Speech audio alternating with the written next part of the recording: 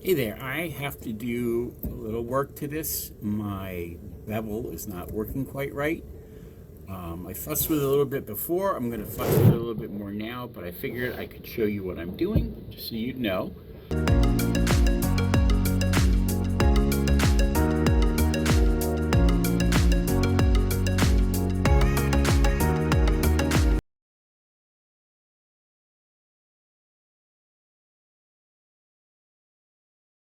What you have to do is you have to pull off the motor carriage assembly. This is super easy. You just pop this cover off right here, and you can see there's a bolt right there. That's 3/4 inch. So you take that off. And there's a washer behind it, so don't forget to grab that. And then the whole motor assembly just slides right off that shaft. Easy as you please. Over here, this metal plate right here, this is the detent plate for the bevel adjustment. So each one of these is 90, 90, and 45s. And in here, is there enough light there? Yeah. You can see this metal shaft right here. That's what goes into the detents. You can see when you swing the bevel lever, I don't know if you can see that when you go all the way with it. Yeah, there you can see it. It pulls in. But mine is not pulling all the way in. So I'm trying to figure out why. And we've got a screw here and a screw over here on the other side. We're going to take those out, and then this whole front cover will come off. Now with that front cover off, you can see this is our bevel adjustment. Here's the bevel adjustment lever. And this spring here, and that right there, that is the detent pin. So what happens is when you swing this over like this, it pulls that spring this way and retracts the detent lever. And I think what's happening is that this is a little bit worn, so it's not lifting that as far out as it needs to. There's some wear in there, or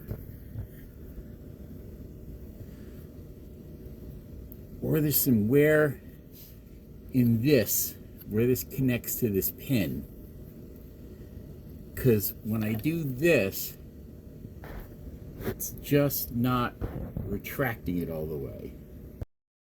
See, that detent pin is still protruding further out than it should. So when I pull this over, it pulls that detent pin not quite all the way, and I can push it in that last little bit with my finger to the mounting shaft right there. You can see when I wiggle the bevel adjustment lever back and forth, it moves that back and forth. I'll bet if I could squeeze, oh, there's a thought. If I can squeeze another washer in here, so if I take this off, this should slide right out. I can put another washer right in there underneath this, and that'll give it that little extra oomph. Let me try that. Okay, it did indeed come out exactly as I expected. There's a drift pin there, but this end is threaded on. It looks like there's already a pile of washers in there. I don't know if those are factory or if this problem has already been happening, but I'm going to add another washer to that. Alright, boys and girls, this is why you never ever throw anything away. I have two washers that will fit. This big ass flange washer and this lock washer. It's not called a flange washer. What's that called? I forget. I'm concerned that the lock washer might mess things up, although I don't see how. This just threads onto that. This just threads onto this shaft and just stays there. The lock washer's thicker than the fender washer. That's what it's called, the fender washer. I'm going to try going with the fender washer. I'm going to put it underneath these other washers that are already on here, and we'll see how that works. Okay, Okay, there it is with the fender washer in place, and I think that's going to be just fine. So I'm going to put the spring back on, and we'll see how it goes. Okay, you can see the detent right there. When I swing the lever all the way over, it's kind of hard to do. It looks like it's sitting down as far down as it needs to be.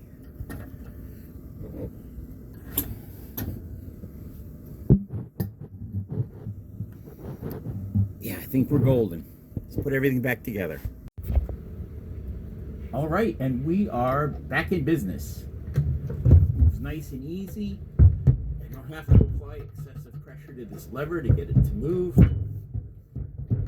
It hits all the detents nicely. I did have to adjust the pressure, the tightness on this nut back here. It is a lock nut, so I'm not concerned about it backing off or anything. But my guess is there's probably a torque spec to this, because if you crank it on too tightly, then it's pulling the motor in too hard and it won't move. But we're back up and running. I hope this becomes helpful to somebody at some time. See you around.